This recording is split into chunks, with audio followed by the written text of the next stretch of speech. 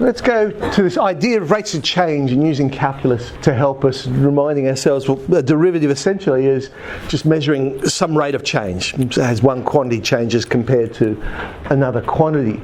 And things we've seen so far, well, we know that as the steeper curve gets greater, then we can equate that to the faster the quantity changes, because the steepness is measured by the first derivative, which is giving us the rate of change, that idea. So the steeper the curve, the faster that quantity is going to change. And when we saw this situation, here's a curve, so point P here, at that point we know it's going to have a positive slope, so we know the derivative is positive, so we say, hey, it's increasing, the function's increasing. And if it was at the top there, or at the bottom for that matter, we'd say, oh well, look, that's when the derivative is 0, it's stationary. And of course when it's now going down the other side, it's got a negative slope, and we say, oh, okay, that's when it's decreasing. So we've seen that sort of idea. Now if I've got 2 points, the slope of that secant that joins the two, that would then give us the average rate of change. That's how we would average it out. Whereas if I looked at the derivative and found the exact value at that particular point, so the slope of the tangent, that would give us the instantaneous, what's happening at that moment in time. Now I'm going to go back to an idea, travel graphs, which I don't know, year 7, year 8, when did we look at travel graphs? Because you've actually looked at calculus without even knowing it. Remember this sort of question? You got some sort, and it's all very blocky, but you had that sort of thing. Oh look, a coach leaves the depot at 9 a.m. for a one-day tour, and here's the travel graph, distance versus time. And they'd ask you things like, well, how long was the first stop? And you'd look at it and go, when is it flat? Because that's when it stopped. Well, if you think of calculus, what are we actually saying? Horizontal tangent, that's when it's stationary. It stopped. So we can see, oh, here it is, that first flat bit goes for 30 minutes. And we say, well, when does it start to return? Well, when is velocity going in the negative direction, is going back the other way? Oh, when does my picture have a negative slope? Oh, it's at 1:30 when I read off the graph.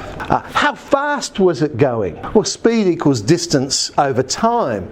But look at what we're talking about here. Distance over time, rise over run. Slope, the slope of the tangent is velocity. See, it all comes together. You were doing it without even knowing it. Speed equals distance over time, 100 kilometers per hour. What is the average speed? Okay, well, the average for the whole trip, I got to work out how far we've traveled altogether. 400 over the 6.5 hours, it's 61.5. So we don't need to have a nice little blocky graph to do it. We can use calculus ideas, and our travel graph could be a curve. So a ball is bounced and its distance from the ground is graphed, and there's the equation. And that's the advantage of having curves.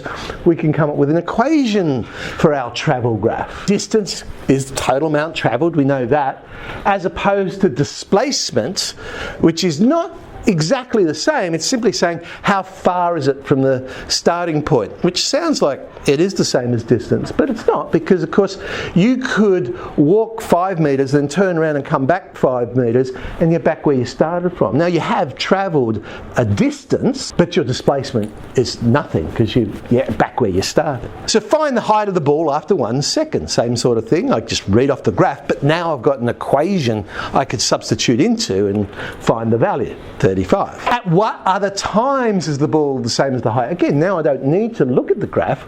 I can just go and solve the equation. Okay, when is it there? Well, one of the values we knew already, that was 1, but oh look, we get t equals 7 as well, so it must be after 7 seconds. So average velocity is change in displacement. So velocity goes with displacement over time. x2 minus x1 over t2 minus t1. What is that? Oh, that's the slope between 2 points. Remember? The secant. That's what essentially you're doing. You're finding the slope of the secant. So what is the average velocity during the first second? Okay, plug in the different values for those 2 points.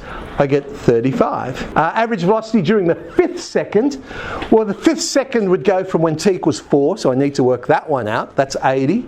And t equals 5, that's 75. And I end up with a negative number, because of course we can have negatives for velocity. Minus 5 metres per second. Average velocity during the whole 8 seconds, it's in the air. Okay. Oh, 0. What? Average velocity, but I know it was moving. How could I have an average velocity of velocity? Well, again, it's that situation of I started at a point, I've ended back at the same point. So on average, it's like I never moved at all. So I had no velocity on average. As opposed to average speed, speed goes with distance. So velocity goes with displacement, speed goes with distance. The average speed was there, that's going to have a value because it was actually travelling. So the average speed then would be 160 over 8, distance over time. So as a first little introduction for our ideas of motion.